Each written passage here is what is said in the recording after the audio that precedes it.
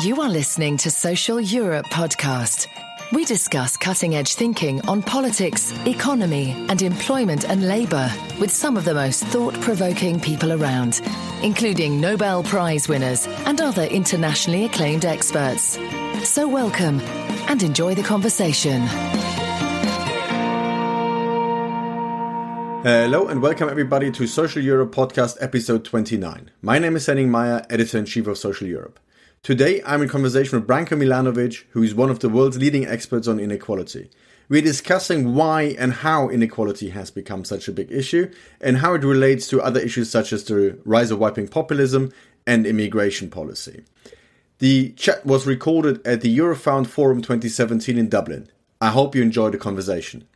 Right, so Branko Milanovic, thank you very much for joining me today to discuss inequality, a topic that you have done an awful lot of research on. You're one of the globally leading experts on this. Let me kick the conversation off by asking you a very general question. Why is inequality such a big issue and why is it so corrosive to societies? Well, if I understand your question correctly, let me first say that why I think inequality became such a big issue, like in a public sort of domain. And I think it became a big issue because essentially because of the crisis. Because what the crisis did was that people realized when, for example, their houses were repossessed or they couldn't repay the mortgage and so on, and actually they had to pay debts. They realized that for a long time, the middle class in the United States, and less so in Western Europe, but still, was living by able to borrow or living well and keeping up with the Joneses, whereas the real incomes have not risen. And then they have noticed that, of course, some people at the top have done extremely well over that time. So I believe that was this issue which brought the realization of this issue which brought inequality to the fore. Now, why is inequality in general important? I think it is important even for economic growth. And let me just put it in very simple terms. We know that in societies where inequality is extremely high, we have a cementing of privileges across generations. We don't have intergenerational mobility. We have lots of people who are never able to contribute to society by working or by studying or anything else because simply they don't have money to actually engage in that. So very high inequality is clearly not good. On the other hand, we have the example of formerly socialist economies that actually reduced inequality to such an extent that there was no incentive to even work harder or to study. So that low level of inequality was unsustainable too and bad for growth. So clearly I think that we have to realize that not only there is some kind of a optimal level of inequality, but there are two different types of inequalities, like there are two different types of cholesterol. There is inequality which is good, which is actually leads us to take risks, work hard, or study, and there is inequality which is bad, which essentially enables an elite to maintain its position without contributing much to society. Okay, and if you look at the sort of main driver of inequalities globally and also maybe particular trends within Europe, what do you consider the main drivers? Well, globally, we have the situation now that global inequality measured by the standard indicators like the Gini coefficient is down. Now, it is down because of the increase of incomes and the rise of Asia, essentially China, India, and so forth. However, we are also not capturing well the very top incomes. First of all, because in surveys, these people are few in numbers and they don't participate, or they actually reveal incomes that are lower than actual incomes, or they try to hide, incomes as we have seen in the Panama Papers or now in the Paradise Papers. So it could be when we make some adjustments for that, we actually find that the decline, it's very difficult to reverse the decline of global inequality even after the adjustment, but it certainly becomes much more moderated. And further, if we were to compare the incomes of the very top to the incomes to the median, then inequality by that measure has gone up. So that's about the global inequality. Now, in individual country levels, The situations obviously vary, and they vary especially after the crisis. But if we take a longer-term view and comparable, suppose, mid-1980s to today, we see an increase in inequality practically in all rich countries. I think in the case of OECD countries, like with the exception of 2 or 3, inequality went up everywhere. And then, of course, we see an increase in inequality in China, Russia, India. South Africa, for example, which already had a high inequality, even went up. The only exceptions to that are countries in Latin America, which are really at a very high level of inequality, like Brazil, but had a decline over the last 15 years. And in Europe in particular, do you see any specific trends? Well, in Europe, the basic trend for all individual countries, again, over that long term, is an increase. We have a situation of countries like Sweden that are, of course, still hailed as a sort of exemplars of social democracy, but the increase of inequality in Sweden has been pretty significant. That doesn't make Sweden an unequal country, but while its sort of level of inequality was significantly below the EU average, it has now converged towards the inequality in other countries. And we see inequality increase after the crisis, in particular Spain, Greece, Portugal, which always had very high inequality with the UK, and then Central European countries that used and remain countries with relatively low inequality, but they are also small countries, very homogeneous in terms of education, ethnically as well, like Hungary, Austria, Slovak Republic, Czech Republic, Slovenia. They are countries with relatively low inequality.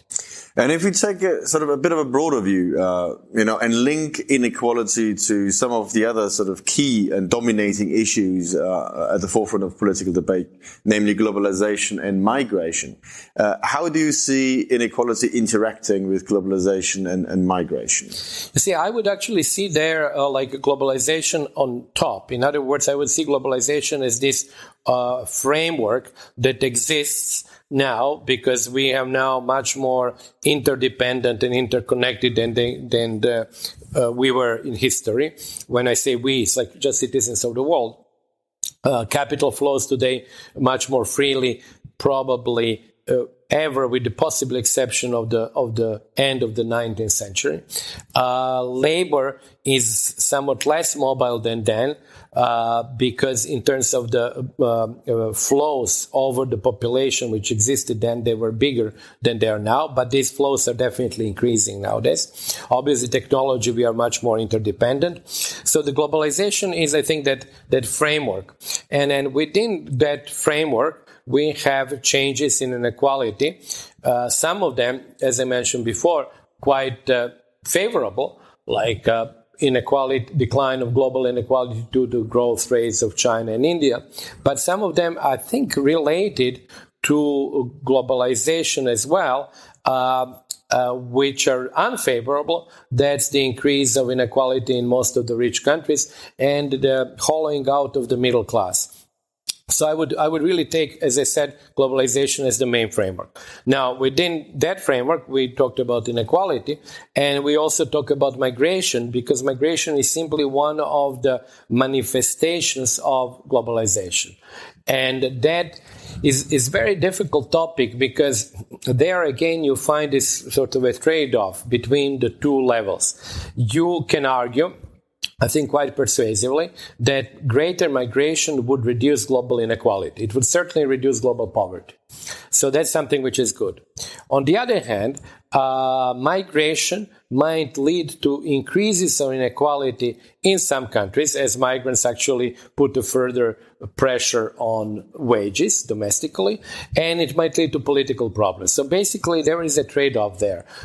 We cannot opt, I believe, for the extreme solutions. Free migration would be not politically feasible, and then cutting migration off to zero, I think, would be economically sort of self-destructive, even for the countries that would do that. Mm-hmm. And especially the issues of progressing globalization and migration, also inequality, have been recently linked to the rise of right-wing populism across Western societies. How do you see this particular link? Yes, they've been linked, and I think that there is a consistent, pattern or consistent story that can be told. We don't have, as of yet, too many empirical studies. Actually, I've seen only two, one for the United States and one for Europe. And I mean, sort of what these studies tend to suggest is that the underlying reason for what is called populism, or let's suppose election or support of non-mainstream leaders or parties, was economic, but that it was sort of channeled through cultural channel. In other words, what I think is that's the story which is being told there is that because of lack of economic advancement, because of dissatisfaction with economic position, maybe insecure jobs, decline in wages, loss of job, for example, for your partner, inability to send your kids to good school because they are expensive. You, of course, have a pool of dissatisfied people, and then they are expressing dissatisfaction by blaming somebody else for what happened. So they could blame the elite, they could blame the Chinese, they can blame migrants. But I really believe, and I think these studies confirm that actually the main driver is economic dissatisfaction. And it's often seen now in recent research that it's basically an interplay between socioeconomic factors as well as cultural factors. I mean, one of the discussions we had recently with Peter Hall from Harvard actually showed that, even though you can explain a lot of the rise of right-wing populism in the United States and in Europe with socioeconomic factors, but that kind of explanation doesn't sit as easily with countries such as Hungary and Poland, who've actually had a very good economic development and nevertheless turned into right-wing populism. Do you see any sort of cultural factors that play into this as well? Yeah, that's a very good question, because for that I have a slightly different view, and actually I'm planning to do a blog on this. I think that what is happening in Eastern Europe and unwillingness to accept migrants in Eastern Europe stems from two developments which have sort of been either neglected or forgotten. One is that all these countries over the history of the last 200 years, or in some cases longer, have been countries that have been in a difficult position between different powers, and they tried to create their own state and, to the extent possible, have a ethnically homogeneous state. And this is exactly what we see, what happened particularly after the end of the communism and fall of the Berlin Wall. If you look at, for example, Poland, obviously it didn't happen then, but it happened after 1945, a society which was very heterogeneous, where you had Germans, Ukrainians, Jews, and Poles, became 99% Polish. You see that with the split between Czech and Slovak republics. Hungary was always, after the World War I, homogeneous. You see it also in Croatia with the disappearance of the Serbian minority. So all these countries became homogeneous. And the revolutions of 1989 had a very strong nationalistic element. So now one is asking these countries to actually overturn 2 centuries of history where they were trying to create their own nation state by accepting people who are very different from them. And I think this is what is in the background and which explains this reluctance of Poland or Hungary or actually Czech Republic or Slovakia or any of these countries to accept migrants outside of Europe. And that's quite interesting. I mean, my own theory when looking at, for instance, the recent German election result is, and you can see a very big distinction in electoral results from former Eastern Germany to former Western Germany. And that relates to this because, I mean, former Eastern Bloc countries do not seem to have a equivalent history of immigration as, for instance, Western Germany had after the war with Italian and Turkish immigration to rebuild. And the pattern seems to be that right-wing populists seem to be doing well in areas where there are literally problems with parallel societies and also in the areas where there are literally no immigrants whatsoever. So the theory then goes that the people who don't have a history or experience with immigration look at the hotspots, think we do not want to become like them, ignoring the 98% of cases where it just works fine, and therefore sort of you have the manifestation of a cultural rejection. Would you agree with that? Yeah, well, it's very difficult to kind of draw the conclusions. Again, I was saying before, I really am a firm believer that economics is very important. But as I explained, in the case of Eastern Europe, I think there is also historical background that matters. And very often, and we saw that in the case of Brexit, we find that the areas with the lowest percentage of actually foreign-born have apparently voted the strongest against more migration. And that too, I think, can be explained not only by the fact that they don't want to they are afraid of London, for example, but I believe that the large cities that have had, as you said, experience for many years, or actually in some cases centuries, with migrants, are actually able to absorb that they have seen this happen and they were basically functioning nevertheless well. I mean, another case is Vienna. Vienna has, for example, I think more than 1/3 of the population that is non-Austrian born. But in smaller cities where basically you have a couple of shops and one cafe or a restaurant and maybe, 50 people or 200 people or 2,000 people, I think there is a kind of a fear that your way of life would be really radically changed by the introduction of relatively small number of people who are very different from you. So I think it's actually, there is some maybe reason behind more rural areas and smaller areas being paradoxically more afraid of migration than the big ones. Yeah, I mean, Brexit is another good example for this. I mean, I think you have this very strong socioeconomic explanation for why a large part of the deindustrialized north of England was supporting Brexit. But, the economic argument becomes more difficult when you look at Sevenoaks in Kent, which is sort of a rich commuter town. So it seems to be that some sort of cultural factors seem to be at play there as well.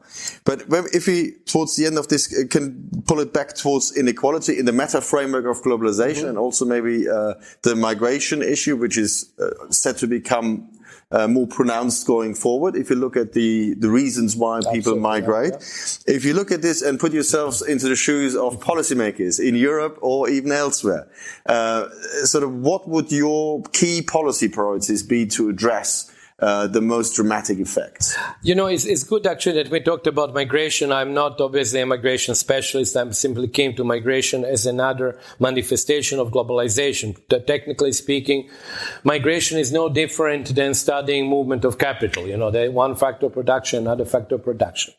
But there is a difference because politically it is different. So what I would like actually to sort of to have policymakers focus is on longer term. And particularly for Europe, it is the question of how to deal with migration. And the reason why I think it's really so crucial for Europe is because of two developments. One is that Europe, as we know it now, is composed of countries with generally either stagnant or declining population. So we know basically that Europe will decline in terms of population by maybe in the next 50 years. This may not be a huge decline, but it will be stagnation or slight decline. On the other hand, we have Africa, which is now in terms of ratio, sub-Saharan Africa has about twice as many people as the EU, but that ratio will become something 5-1 towards the end of this century. And with large gaps, and that's the second point, large gaps in income, which are unlikely to be bridged in any significant manner between now and then, we have really an incredible pressure for migration, which would only get greater and will be exacerbated. And I think the policymakers in Europe should really think about a sort of a sustainable or somewhat sustainable way and somewhat controlled way to actually channel this migration. And I believe that should be done jointly by the European Union and by the African Union, probably through some quota systems. I also believe that there should be so-called circular migration, that people go to rich countries, work there for 5 years and go back. But in any way, whatever model one chooses, I think that's something that Europe and Africa have really an incentive to look forward to. Actually, in a sense of preempting the emergence of the problem to the extent that it's possible, rather than solving the problem every summer, by sending Frontex more ships and having, of course, all these intra-European issues between, of course, Italy and Greece as recipients on one hand, and the rest of Europe. So I really think that's something that one needs really leaders who can think about the future, and it would include also much greater probably help for Africa. And one small detail there, which ironically may be good for Europe, is that if Chinese investments in Africa are actually bearing fruit and they help Africa grow faster, actually that would be good for Europe too, because the migration pressure from Africa would be less. So we again see this interdependency of the world there. I mean, it seems to me that, especially in the wake of the refugee crisis in Europe, we have to start by disentangling a few things that are lumped together, which is the one is freedom of movement within the European Union. The second one is non-EU immigration into European countries and asylum. So, especially in the UK, you can see all of these different elements lumped together, and it doesn't help you deal with it. And it seems to me that, of course, we have a strong framework for freedom of movement within the European Union. We need a framework for the discussion in Germany is about an immigration law for non-EU immigration.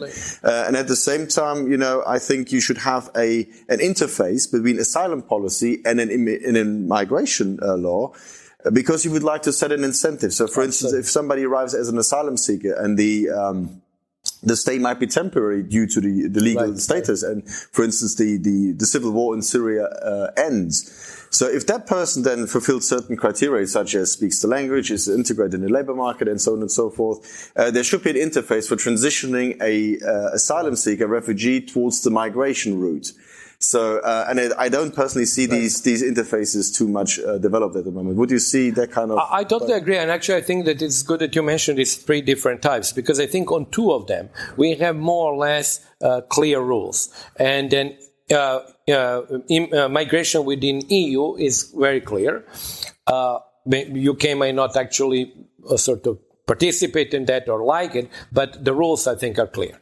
Then when it comes to asylum, these are international rules which go back to actually period between the two wars. And there again, the rules are clear. The conflicts, of course, lead to the movements of people. I'm from former Yugoslavia, I'm from Serbia. Lots of people moved from Bosnia, and actually over 2 million people, I think, who at some point were displaced, internally displaced, or actually looked for asylum in other countries. But this was a conflict, but the conflict ended. Then the part which is totally unregulated and is very unclear is this migration outside EU into the EU. And there we actually face every summer issues, and we conflate the two things. We conflate Syria with immigration from Bangladesh, Pakistan, or Mali, or Madagascar. Well, not Madagascar, maybe Mauritania, into Europe. And these are really two different issues. And we have seen actually people who claim to be from Syria, but they're from somewhere else because they want to go under the package of the asylum. But that's a different rule there. And I think what Europe needs, and I think African Union needs, is really that middle part, which is really quite undefined. Exactly, because the absence of this clear framework for non-EU immigration actually sets the incentive for people to claim asylum, even though their migration might be due to economic reasons. And finally, apart from sorting out migration, which will, I'm sure, be at the forefront, a very small issue will be at the forefront of policy discussions in the next few years. Any other specific policy measures to address inequality in particular? In the European, especially what we discussed also, what can the European Union do, and what should individual member states do in order to address the biggest problems related to inequality? When we talk about individual countries or individual member states of the European Union, the contrast, which is so obvious for any individual country, is that our incomes are more and more determined at global level, because we are competing one way or another with the rest of the world. Many of the jobs even that we are doing, for example, people who give lectures and so on. They can give them also lectures remotely. So you don't have to be physically present there, which may be good for some professors who might make actually lots of money because their lectures are being listened to, but we actually put out of job others. So we are really competing globally.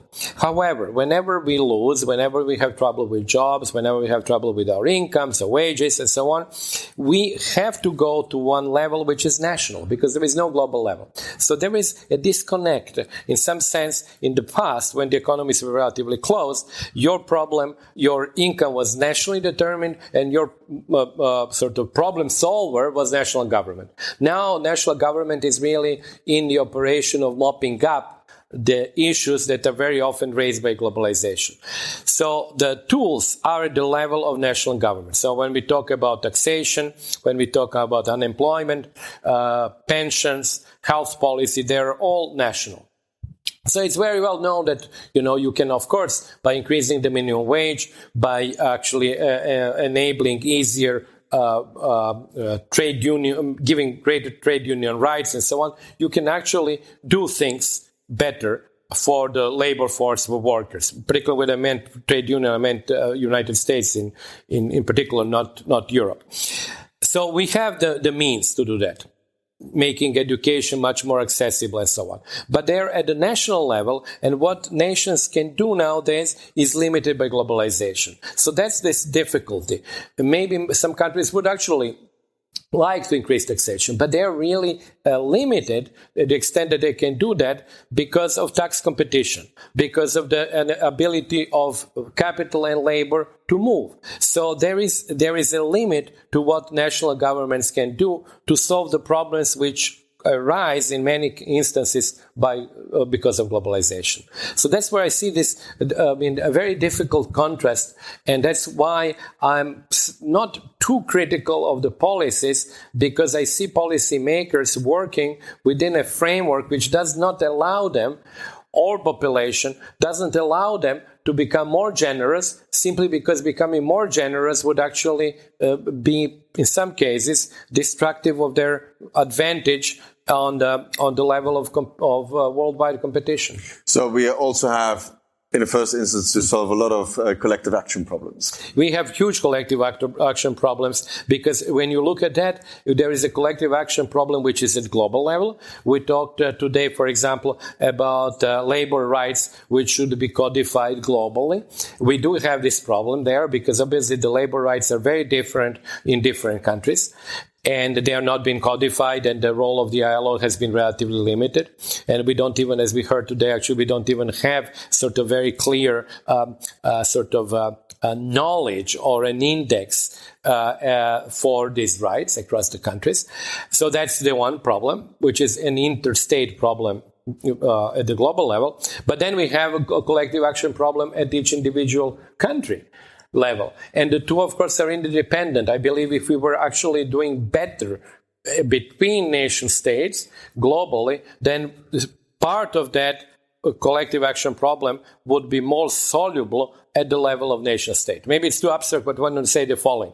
If we were to actually agree on minimum labor rights, then that enables a country then to follow more pro-labor policies, because it knows that it cannot be undercut by somebody else. That's the basic story. Okay, well, Branko Milanovic, that's all we have time for today. Thank you very much. Thank you very much. It was a pleasure. Thank you very much for listening. We hope you enjoyed it. Make sure you don't miss future episodes by subscribing to Social Europe Podcast. You can also read our articles on www.socialeurope.eu and follow us on Facebook and on Twitter @Social Europe. Until next time.